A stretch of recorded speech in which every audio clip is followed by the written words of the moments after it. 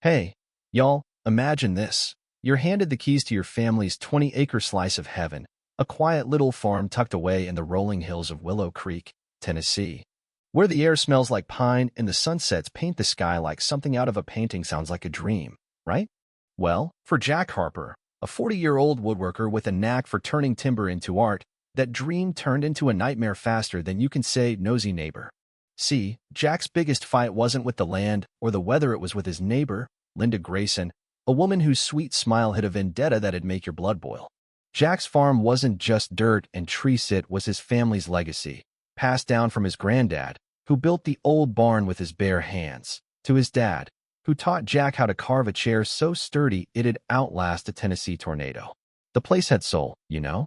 There was this massive hickory tree by the house, its branches creaking like it was whispering stories of the folks who'd lived there before. Jack ran his woodworking business out of a workshop his dad built, crafting tables that felt like they belonged in a museum, rocking chairs that hugged you when you sat down. Folks from all over, locals, city slickers, even collectors from Nashville, loved his work. His little gravel road, the only way in and out, was tied to a 60-year-old easement, a legal handshake that said Jack could use it, no questions asked. Never been a problem until Linda showed up. Linda rolled into Willow Creek about 6 months before all this went down, fresh from some fancy suburb up north, talking a big game about country living and getting back to nature. She bought the land next to Jack's, a tidy 10-acre plot, and at first, she was all char-waving at Jack, dropping by with a plate of cookies, asking about the best spot for stargazing. But that charm? It wore off quickly. It started with these little comments, tossed out like they were nothing. "Your delivery trucks sure kick up a lot of dust, Jack," she'd say, her smile tight. Or, "That workshop of yours sits kinda loud for a place like this, don't you think?" Jack, being the laid-back guy he is, just shrugged it off. Figured she'd get used to country life, where trucks and tools are as normal as fireflies in July. But Linda wasn't adjusting, she was scheming. One muggy morning, Jack was loading a gorgeous walnut table into a client's van when Linda came storming across the property line, waving a piece of paper like it was the Declaration of Independence. "This has to stop, Jack," she snapped, her face red as a ripe tomato. "Your trucks, you're noisy, it's ruining this place. I didn't move here for a factory next door." Jack, calm as ever, tried to explain the easement, showed her the paperwork, but Linda wasn't having it. "That old agreement? It's worthless," she sneered. "You're tanking my property value, and I'm not going to stand for it." Then she dropped the bomb. "Pay me $800 a month to use that road, or you're done." Jack just stared at her, half expecting her to laugh and say she was kidding. She didn't. From there, it got ugly fast.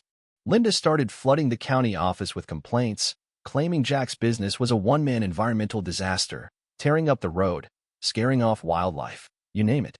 Never mind that Jack's trucks were no different from the pickups every farmer in Willow Creek drove, or that his workshop was quieter than Linda's weekend barbecues, blaring classic rock till midnight. When the complaints didn't work, she upped the ante. One night, under the cover of darkness, Linda and some hired guy bolted a steel gate across the gravel road, slapped a padlock on it, and hung a sign, "No access without payment. Call Linda." Jack found it the next morning and just stood there, coffee cup in hand, wondering if he'd woken up in some kind of bad movie. He called the sheriff, thinking this'd be an open-and-shut case, but Linda was ready. She met the deputies with a folder full of nonsense-old maps, scribbled notes, some sketchy printout from a legal website claiming the road was hers. The deputies, not wanting to wade into a property dispute, told Jack to take it to court. As they drove off, Linda leaned against the gate, smirking. "Told you, Jack," she called out. "Pay up, or you're stuck."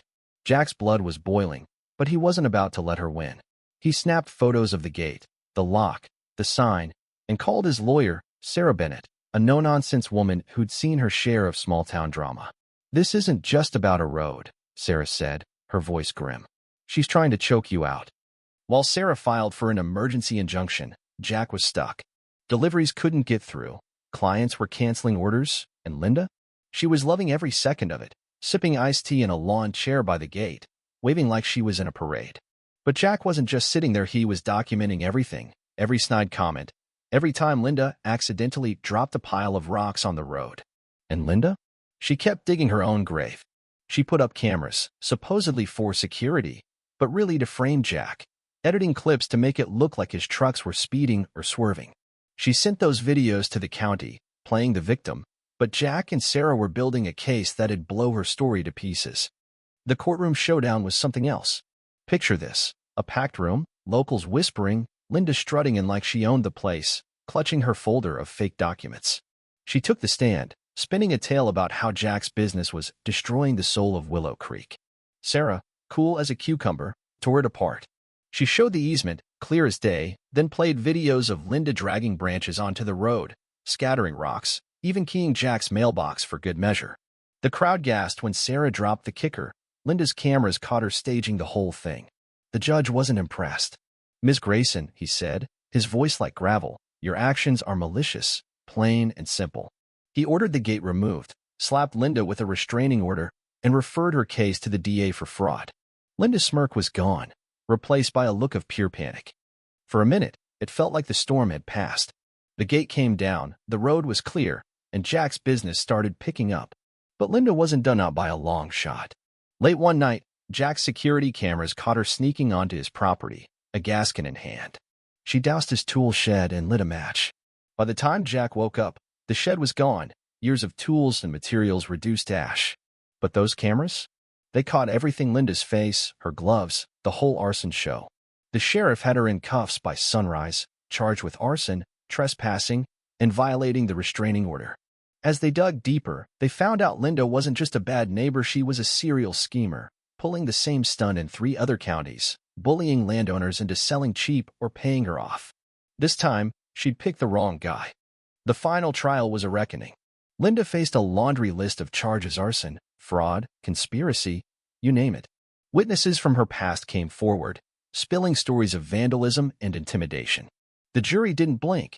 7 years in prison for $100,000 in damages to Jack. When the gavel dropped, Jack felt a weight lift, like he could finally breathe again. His business boomed, fueled by folks who'd read about his fight in the local paper, calling it the little guy's victory. The community even started a fund to help others facing shady land disputes, a nod to Jack's grit. Linda? Her name's on a national registry now, blacklisted from buying property anywhere near an easement. She's a ghost, her schemes burned to the ground like that shed. Standing under that old hickory tree, Jack sometimes wonders what makes someone like Linda tick: greed, spite, or just a need to control something, anything. He rebuilt the shed, stronger this time, but the scars are still there, not just on the land, but in the way he sees trust, community, even justice. Was it worth it, fighting her to the end? Most days, he'd say yes, but there's a part of him that wonders if folks like Linda ever really go away, or if they just find another road to block. So, what do y'all think? Was Jack right to dig in his heels, or should he have tried to talk Linda down before it went this far? Have you ever dealt with a neighbor who turned your life upside down? Drop a comment, share your story. I am reading everyone. And if this hit home, give it a like, share it with someone who needs to hear it. Let's keep these stories alive, because sometimes the truth is wilder than fiction.